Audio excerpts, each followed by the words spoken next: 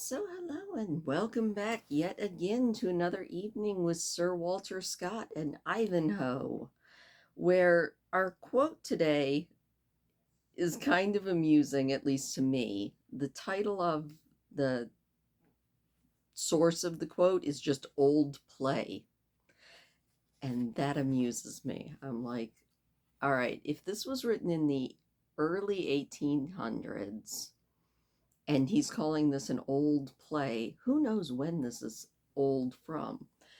I hope everybody is doing good. I hope you all are enjoying the end of September. Happy, I think it is the fall equinox today.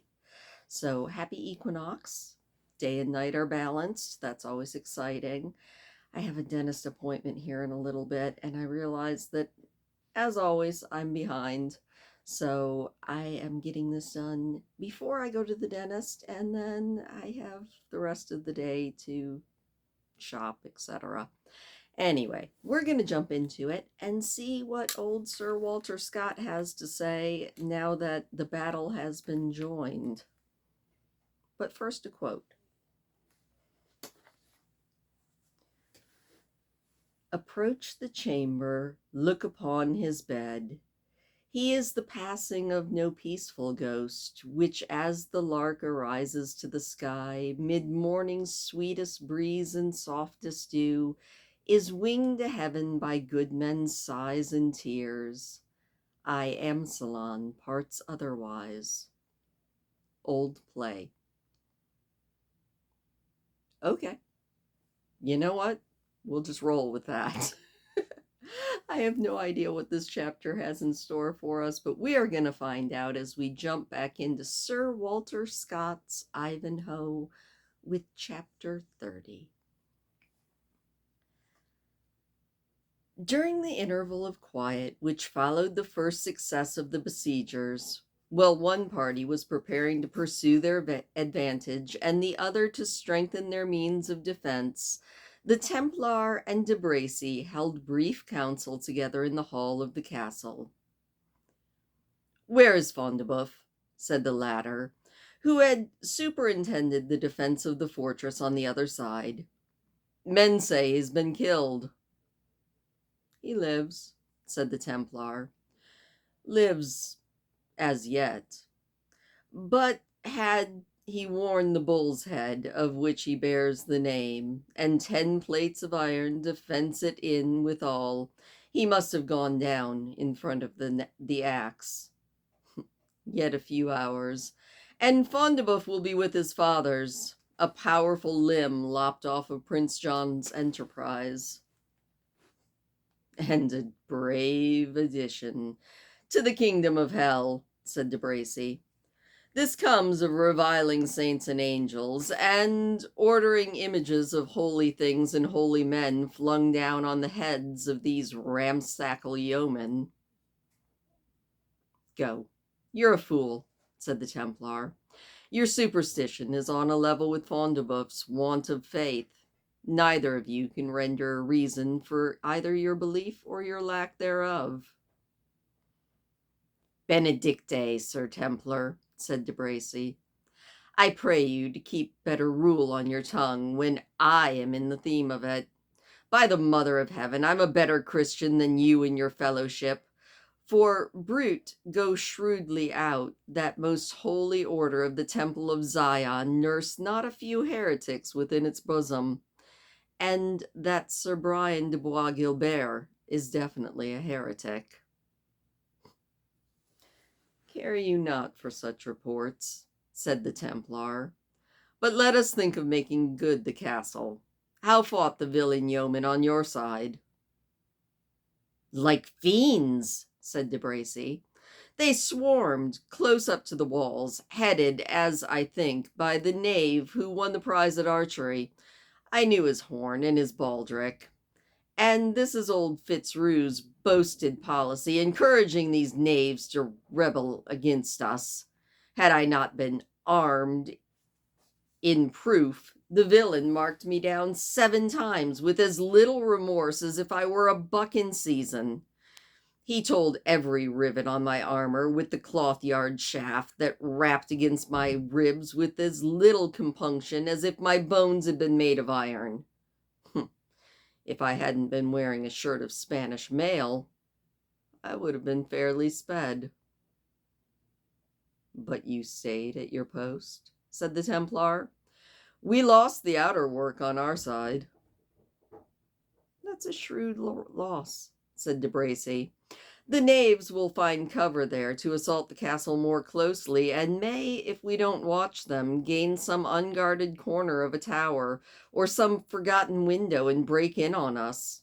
Our numbers are too few for the defense of every point, and the men complain that they can nowhere show themselves, but they're the mark for many arrows as a parish butt on a holiday event. Fondeboeuf is dying, so we'll receive no more aid from his bull's head and brutal strength. What do you think, Sir Brian? Were it better not to make a virtue of necessity and treat with the rogues? Deliver the prisoners, maybe? How?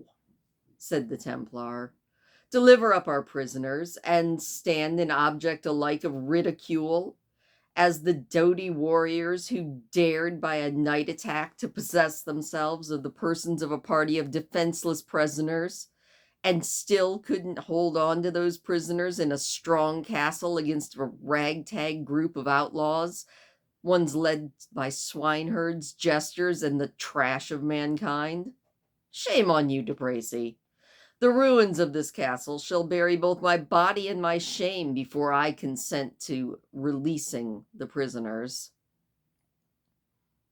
Fine. Let's head back to the walls, said De Bracy. That men never breathed, be he Turk or Templar, who held life lighter than I do. But I trust there is no dishonor in wishing that I had here some 20 of my gallant troop of free companions.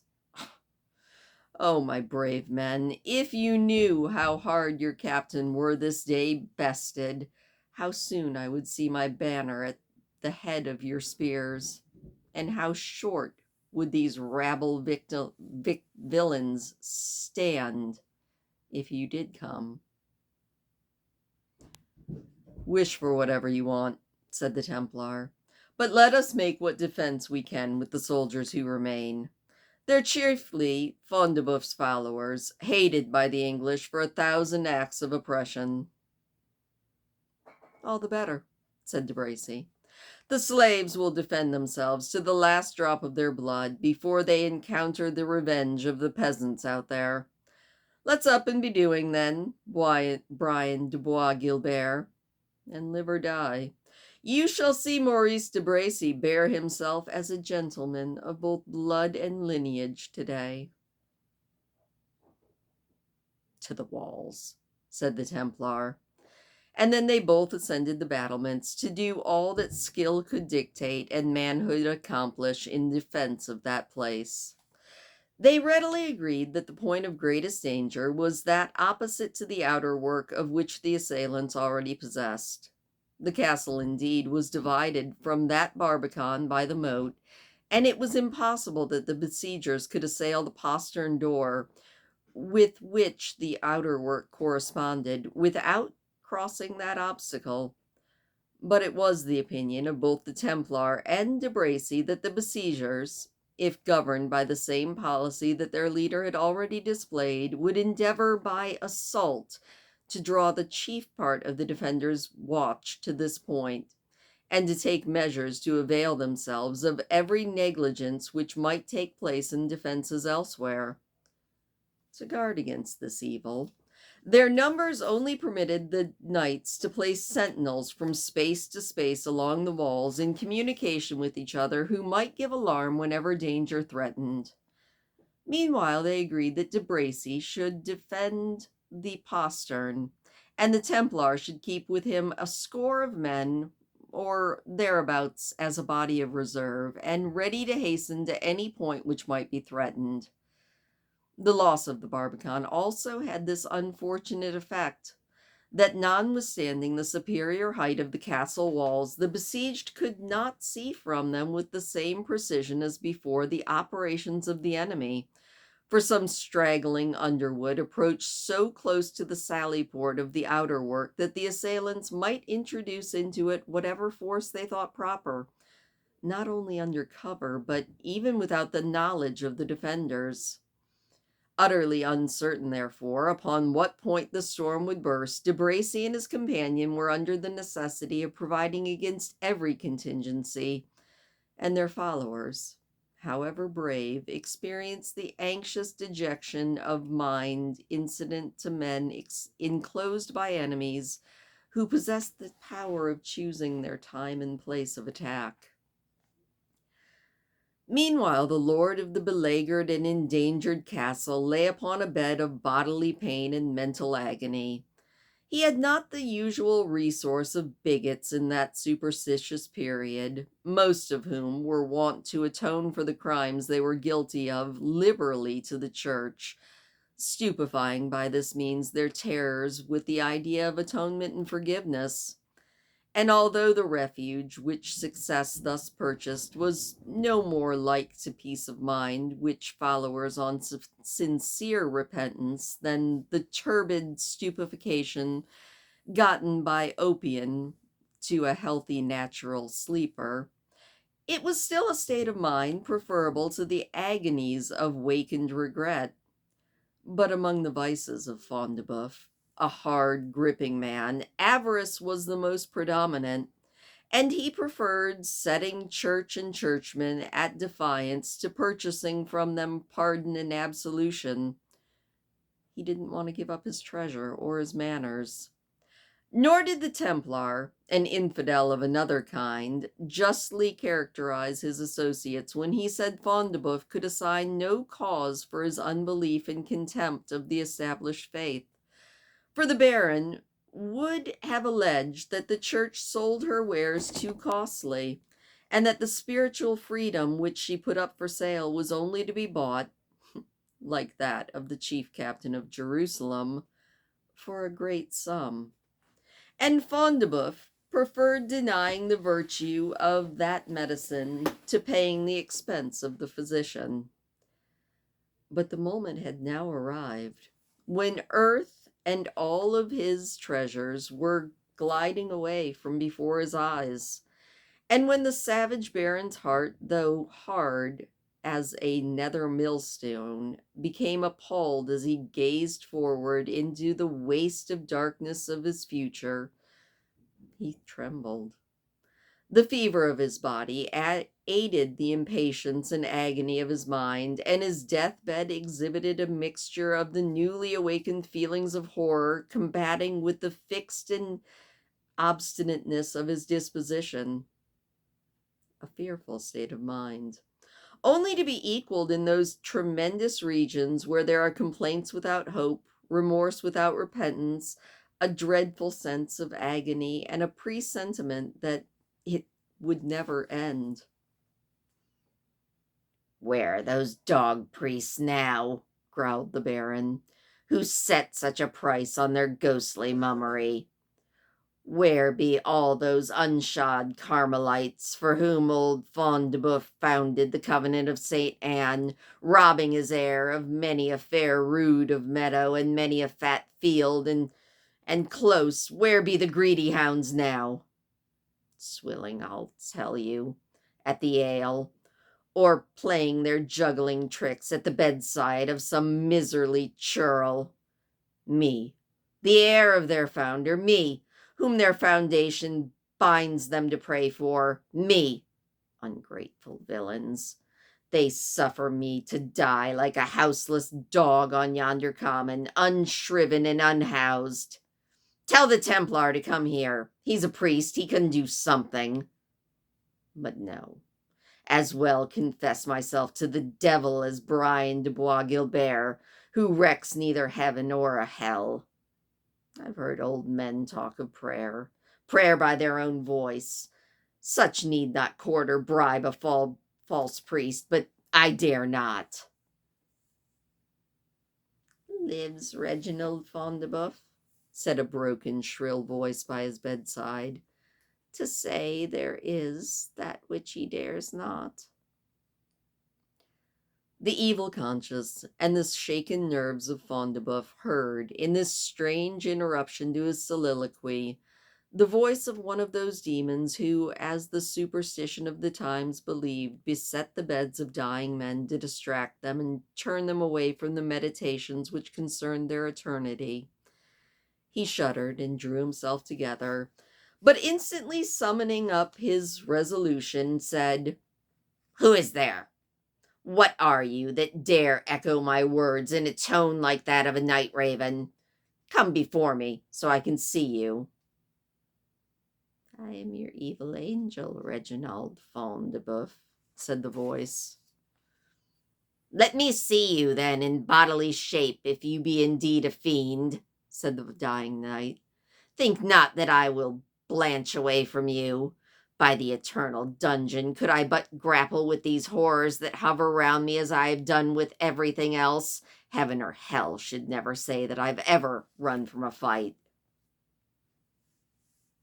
"Think on your sins, Reginald Front de Bœuf," said the unearthly voice, "on rebellion, on rape and murder.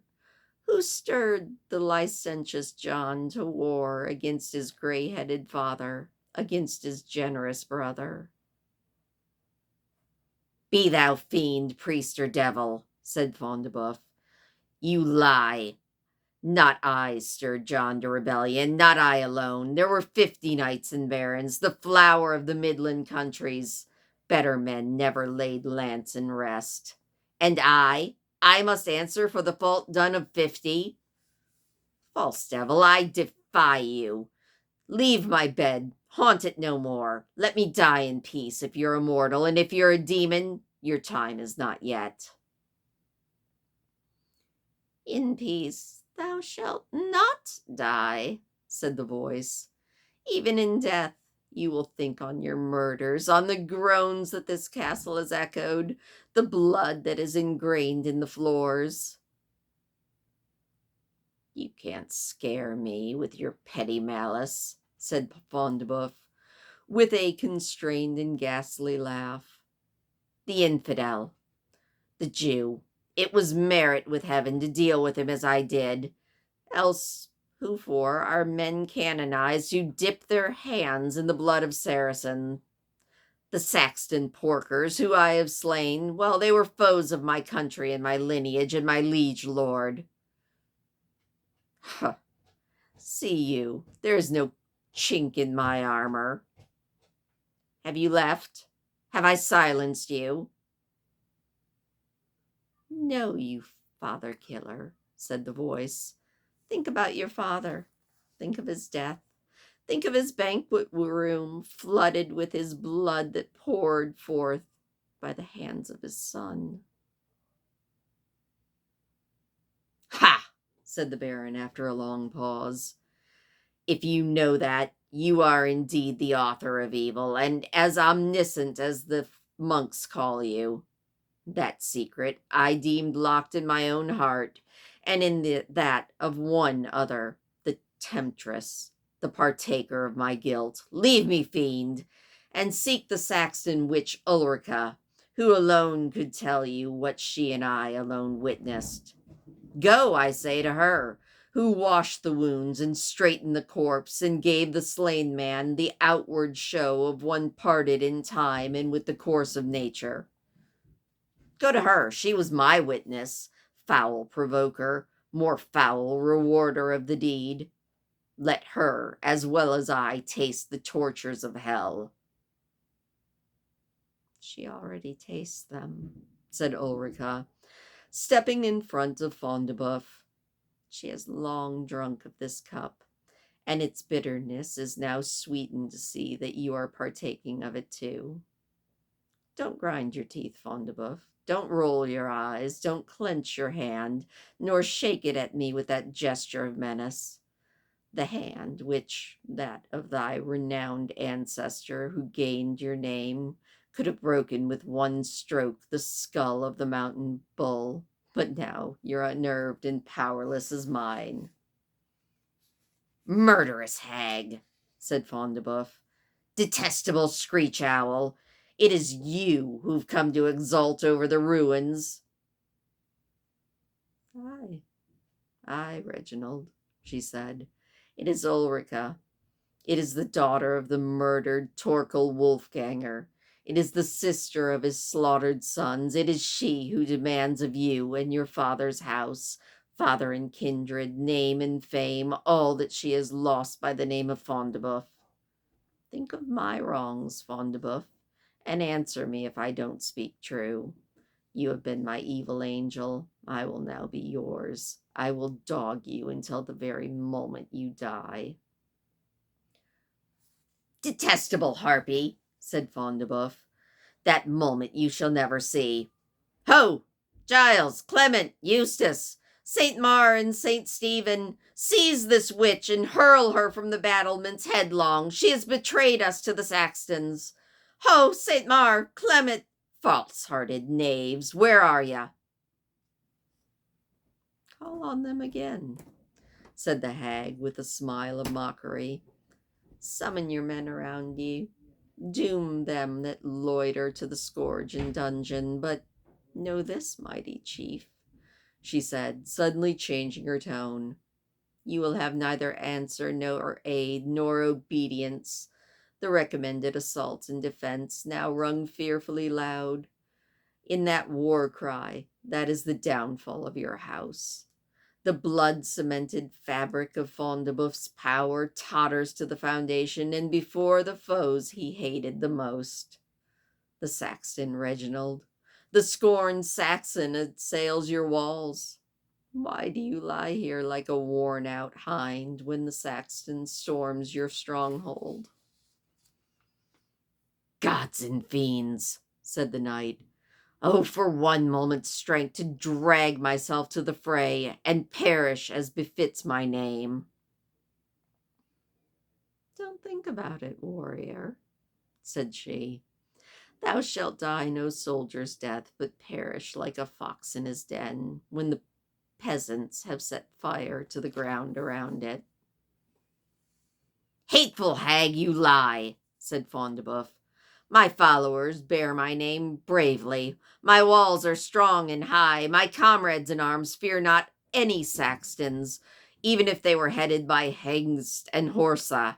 The war cry of the Templar and the Free Companions rises over this conflict, and by my honor, when we kindle the blazing beacon for joy of our defense, it will consume you body and bones, and I will live that you are gone from this earthly fire to the fire of hell, which never set forth an incarnate fiend more diabolical than you. Hold on to that belief, said Ulrica, till the proof reaches you. But no, she said, you shall know even now the doom which all your power, strength, and courage is unable to avoid, though it is prepared for you by this feeble hand. Markest thou the smoldering and suffocating vapor which already eddies in the folds throughout the chamber? Did you think it was but a darkening of your bursting eyes, the difficulty of your breathing? No, Front de Bœuf, there's another cause. Remember your magazine of fuel stored down below these apartments. Woman, he said with fury, you have not set fire to it. By heaven, you have! The castle's in flames! And they're rising fast, said Ulrica, and a signal shall soon wave to warn the besiegers to press hard upon those who would put the fires out. Farewell, Front de Bœuf. May Mista, Skolga, and Zenerbach, gods of the ancient Saxons, fiends as the priests now call them, supply the place of comforters at your dying bed, which Ulrica will now leave. But know, if it will give you comfort, that Ulrica is bound to the same dark coast as you and your companions. And now, Father Killer, farewell forever.